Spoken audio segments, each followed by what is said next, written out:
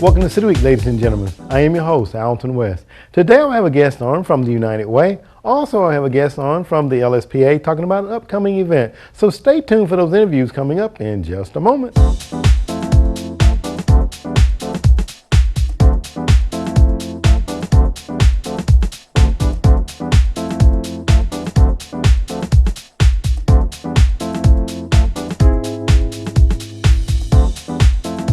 Welcome to City Week, ladies and gentlemen. Today I have the United Way Director, Patty Youngblood, sitting down with me, and we're going to be talking about Merry Market. Welcome to the show, Patty. Thanks for having me, Alton. Well, it's a pleasure to sit down with you, and we're going to be talking about an event now that's been in our community for 5 years. This is our 5th annual Merry Market, and we are so excited.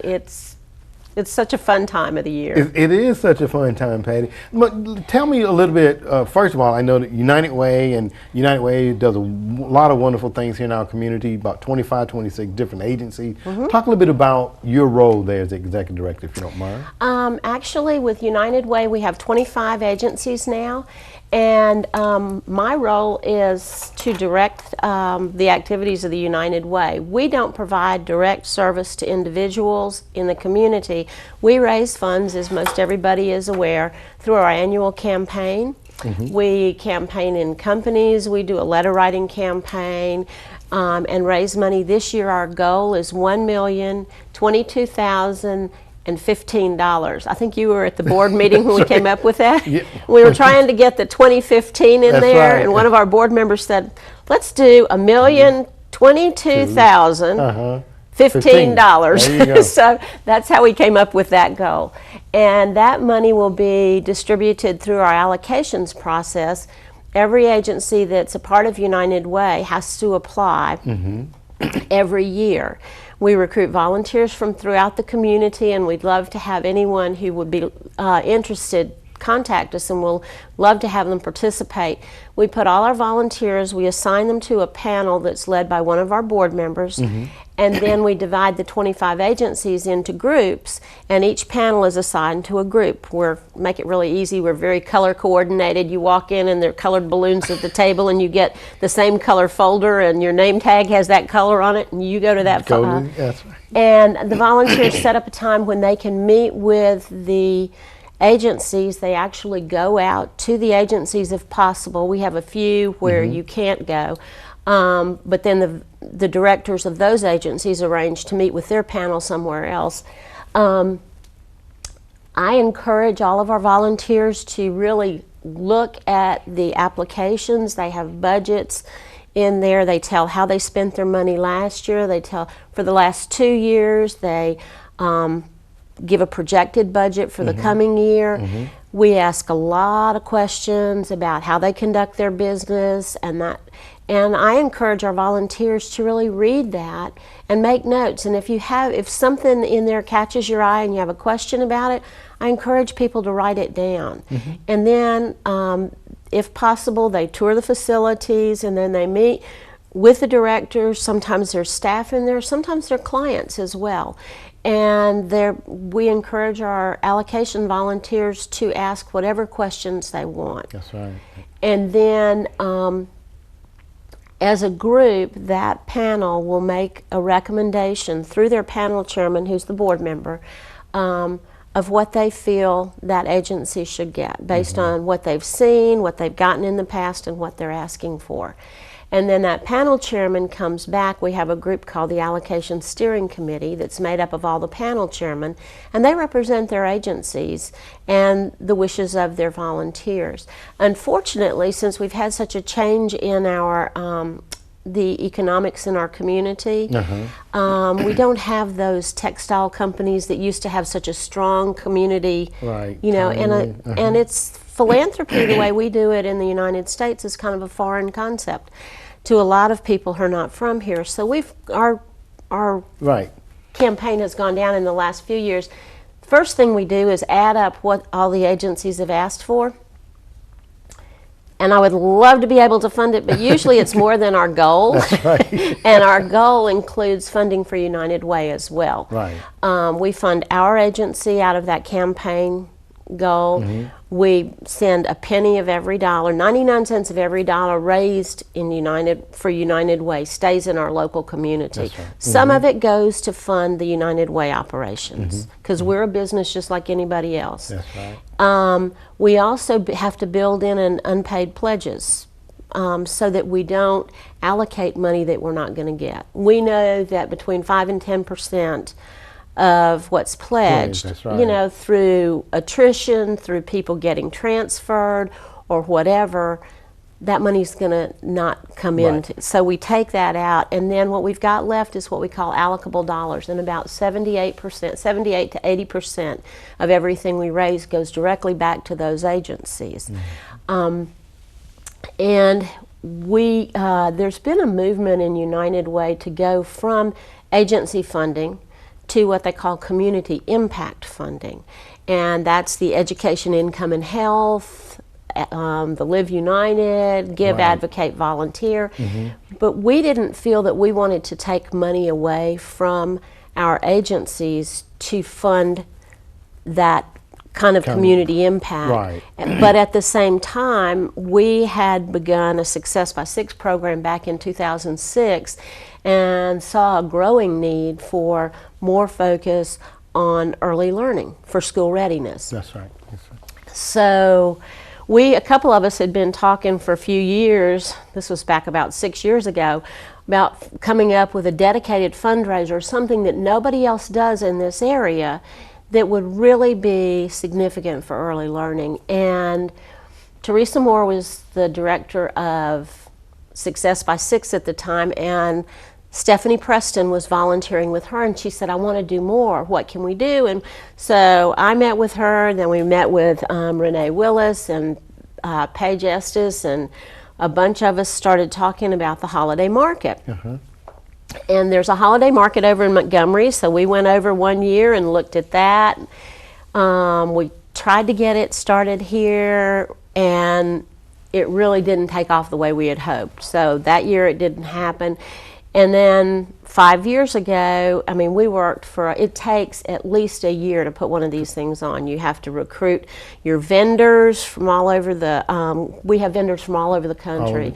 It's at the Callaway Conference Center because it's the only place in Troup County that's big enough to hold that. That's right. Because it is an indoor event, because the rain does sometimes come in. It was the first time that the Callaway Conference Center had ever been piped and draped like you do for a show, which was really fun. I mean, just to see it totally transforms that. And then we bring in vendors that don't generally, you can't shop at in LaGrange. We had a conflict with the Downtown Development Authority with dates this year, so we're not going to have local vendors as much, but we're going to have vendors from all over. We've got a cake lady that I was telling you about earlier. Absolutely. She's from Macon. It's Carlotta's Cakes, and they are awesome. We have Indianola pecans coming. We have Georgia Olive Farms and Gala's Grits from Lakeland, I think it's Lakeland, Georgia, down in South Georgia. We have Izzy and Ollie's Children's Clothes. We have Williams Toy Store coming back. We have Snooty Hootie Jewelry. We've got ladies' clothes. We've got all kinds of stuff. It's really, Pain Free Pillow was a big seller last year. It's a vibrating pillow, and we all laughed when this lady came in. She had like 12 to 14 of those plastic chairs. And she set up her booth with these chairs all the way around the booth, and she just had these pillows. I mean, they have all kinds of decorations and everything else, and then people started walking out once the show started. People were walking out with bags of these pillows. And what are they called again? They're called pain-free pillows. Pain-free pillows, okay. And it's a vibrating pillow, and you can put it in the back of your chair. You can put it under your knee if it hurts. You can. I mean, I think she sold out last year. She'll be back this year. Okay, pain-free. You're just amazed at what you can find. Exactly. Well, let's tell everybody when they can come out then, Patty. Okay. Our preview party, excuse me, these are my cheat sheets. Our preview party is October 22nd from 5 to 8 p.m. This year, the price for the preview party is $30, All right. and that ticket price includes food and beverage. We have a silent auction. Okay. We also have a live entertainment. The band Mr. Terrific's going to be there, and it was fun because a lot of couples came last year, and the men would sit and enjoy the music and the refreshments while their wives shopped. Okay. And there is a silent auction that weekend, that night, and you get a lot of really good buys. As part of the vendor fee that we charge our vendors, they are required to give us one or more items of a certain value for the silent auction. Okay. And so there are lots of good deals to be had there. And what's the ticket price of The the silent ticket price, it's all included in that preview party ticket of $30. Oh, okay, okay. The silent auction is whatever you want to pay for that item. Oh, okay. Okay. And then that ticket price is really cool because it'll get you in all day Friday from 9 to 7 and Saturday, October 24th from 9 to 5. All right. Well, very good. And this year we've got some I was about to ask about your little friends my little there. friends, Your friends my there. little friends Yeah. came with me, and they didn't get the word about not wearing green, so I think they may look a little brown. But That's okay. my friends are here because this year we've been wanting to do something special to kind of add to the excitement of Mary Market. And we're going to do Breakfast with the Elves on Saturday, October 24th from 9 to 11. Oh. It's a program for 4 and 5-year-olds predominantly. Okay. There has to be an adult who brings the child, and the first child is $15. It's $10 for each additional child. For that $15, the mother gets admission to the market. Okay. And they don't have to stay with their child. We actually have some elves who are going to be there, who are going to be helping with the children. We have a pancake breakfast for the children, and they'll be decorating the pancakes to look like elf hats. Okay. We'll have a photograph. We're having a professional photographer who's going to take a picture of the kids. They're going to do a craft. We'll have Christmas music and stories and games. And the parents can bring the children at 9 o'clock, sign them in, and then go shop And for go 2 shopping. hours while their children have a great time and they get to enjoy shopping by themselves. Oh, man. So and that is, like I said, $15. We really would love to have reservations for that, Okay. so we know how many Okay. pancakes to get our elves to bake. We also will have these cute little elves on sale that day. All right. Talking about sales, Patty, what are some of the price ranges of the items that you've seen in the past from the Mary Market? Oh my goodness. Well, I will tell you that I do a lot of Christmas shopping at the market. I try to spread my sales around. I bought everything from candles for $5 or dip mixes, all the way up to they've had leather coats. Now I haven't bought one, but they have some really. Okay. You can spend as So much you as got you want. a We've range got of- a huge Okay. variety. We've got ladies' clothes. In the past 4 years, we've had a vendor for ladies' clothes, and the woman who owned the group sold it. So she's not coming this year, but Okay. the woman who started that company has started another company, and she's going to be there with ladies' clothes. Okay.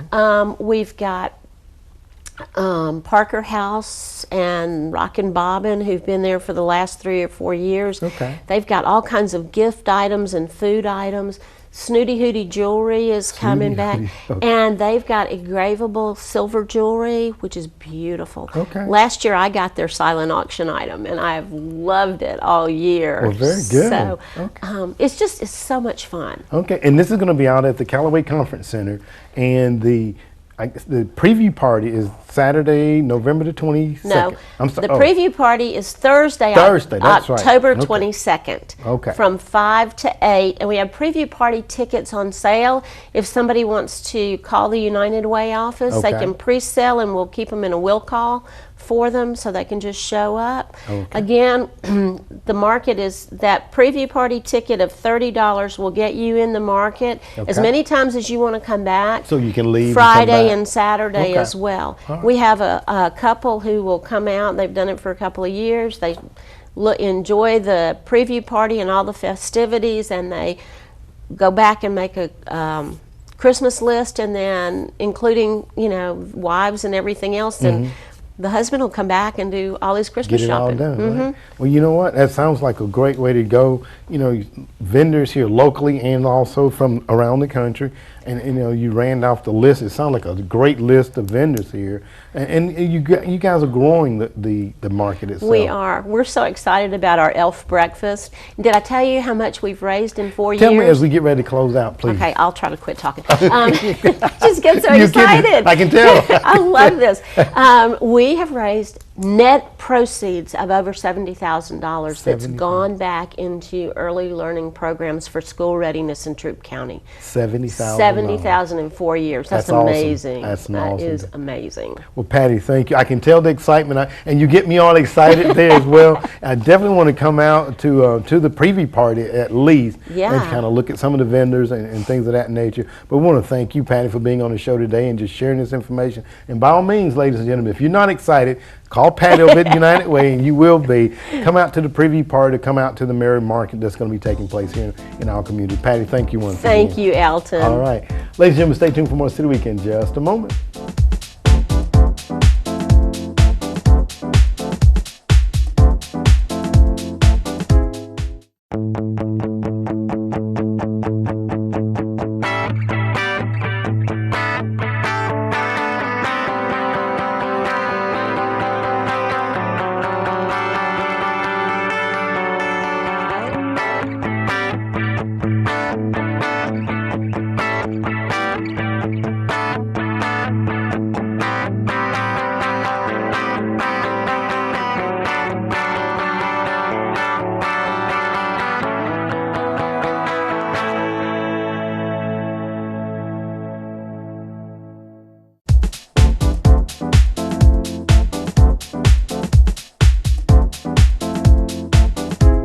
Welcome back, City Week, ladies and gentlemen.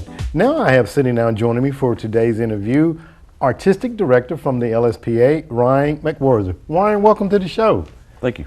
Well, Ryan, I was down at the LSPA about 2 months ago, and I met the director there, Ms. Shook, and I think you all were doing a production, Hands on a Hard Body. Right. Can you talk a little bit about that, if you don't mind? Hands on a Hard Body. Wow, that was a fun one.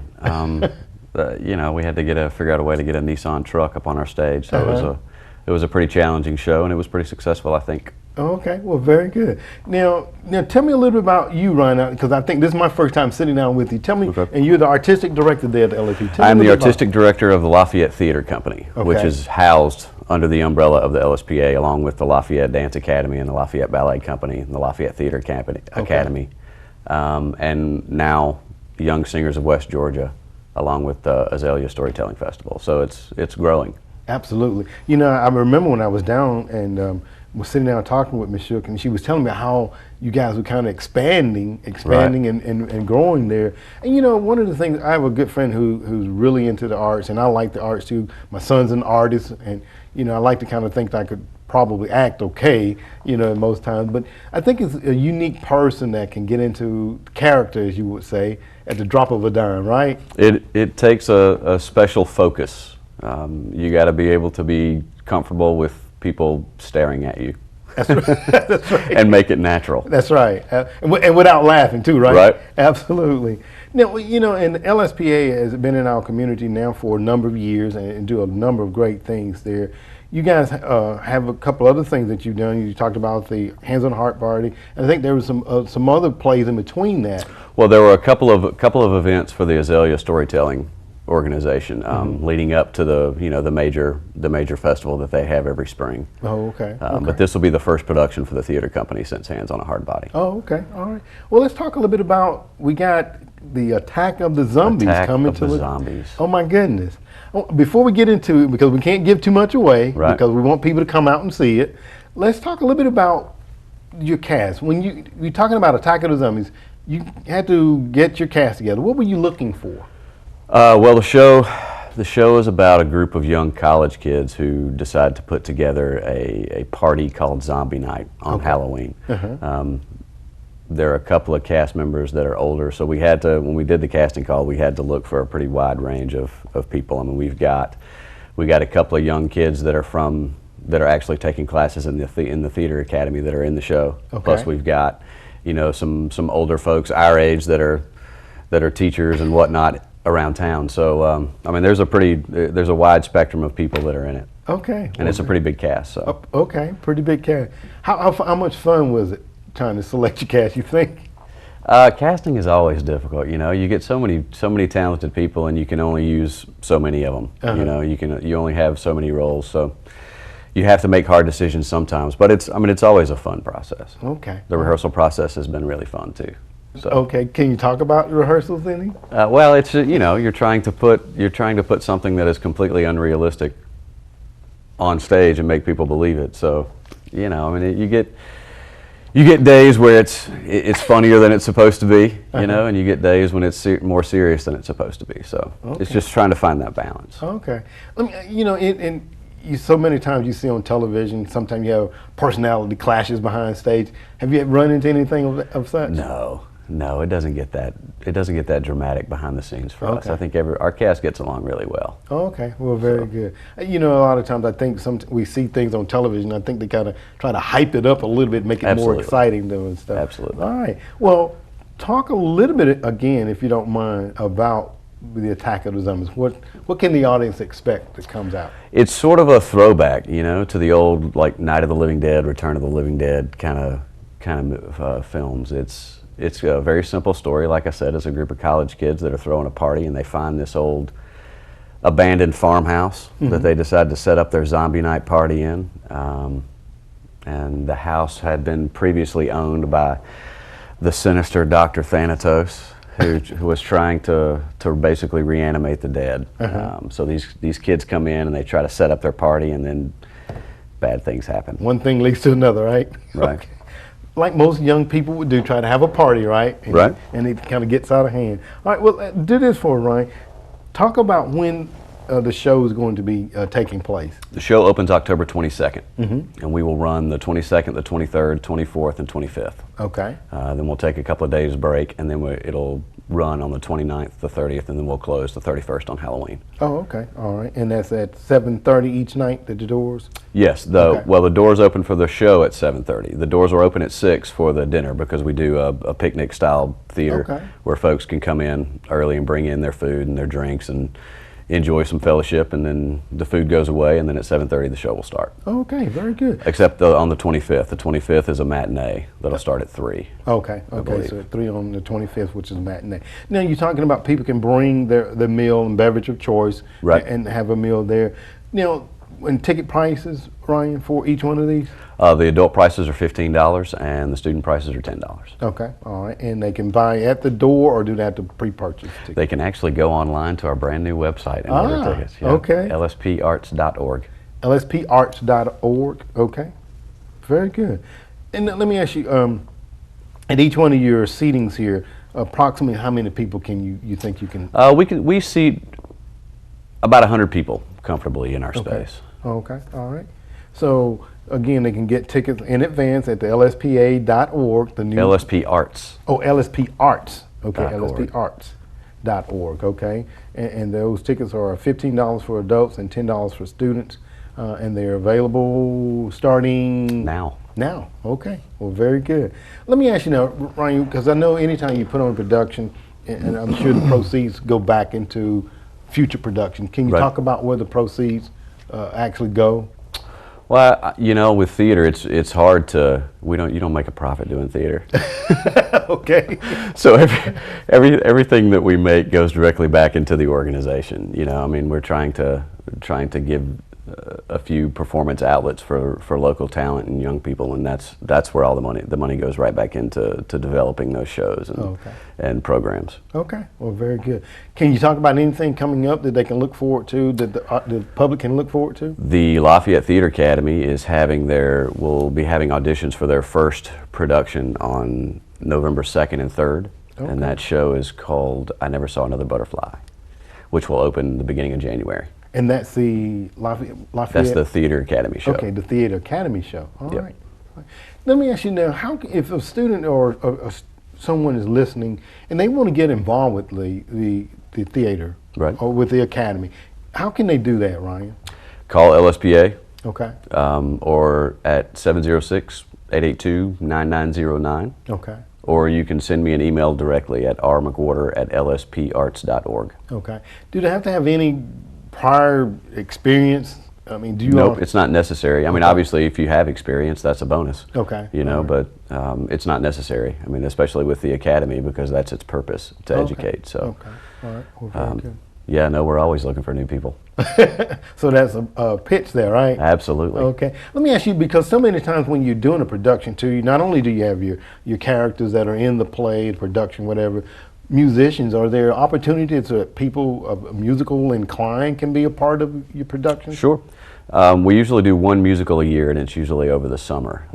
But, you know, even still, we're always looking for original music that we can use to sort of underscore the plays. And we're always looking for technical talent, people that have lighting experience or scenic design experience or painting experience. You know, I mean, there are a variety of jobs that you could come in and do that don't take place on stage. That's right. You know.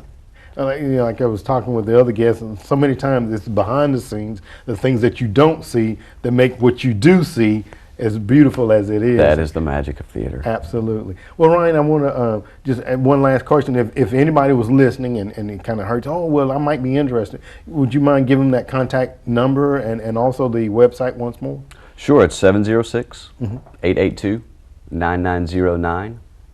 And the website is lsparts.org. Okay, all right. We're talking with Ryan here today, talking about the Attack of the Zombies. And if you don't mind giving those dates and opening times once again, Ryan, as we get ready to close out. The show opens October 22nd, and it'll run the 22nd through the 25th, and then again the 29th through the 31st. Okay, and that's down at the LSPA, and that's in our downtown LaGrange, Georgia. Yes, sir. Well, Ryan, I want to thank you very much for coming on the show today and talking about the Attack of the Zombies here in LaGrange, Georgia, kind of modeled after, I guess, The Walking Dead there a little bit somewhere. We're trying. We're trying that, okay.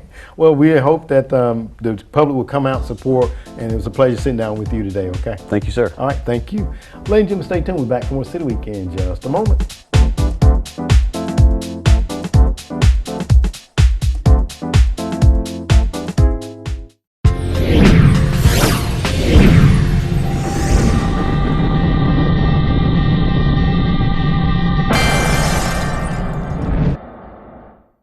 Why United Way? Because in some way, everyone in our community is touched by your donation to United Way of West Georgia.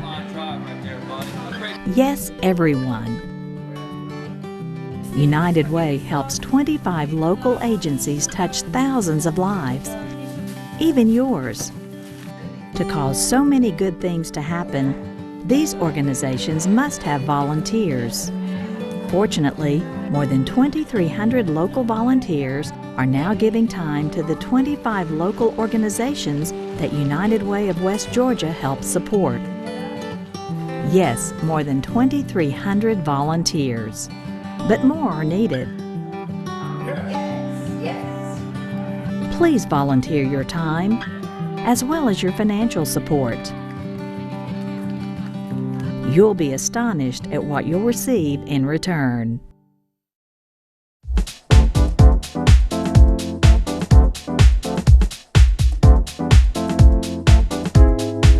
Ladies and gentlemen, thank you for joining City Week this week. My guests have been from United Way, the Executive Director, Patty Youngblood, and she talked about the upcoming Mary Market that will be taking place on October 22nd out at the Callaway Conference Center.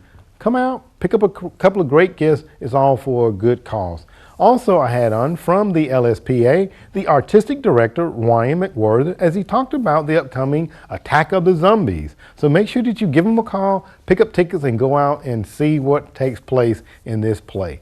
Ladies and gentlemen, I hope that you've enjoyed these interviews. And as always, I want to invite you back for more of City Week.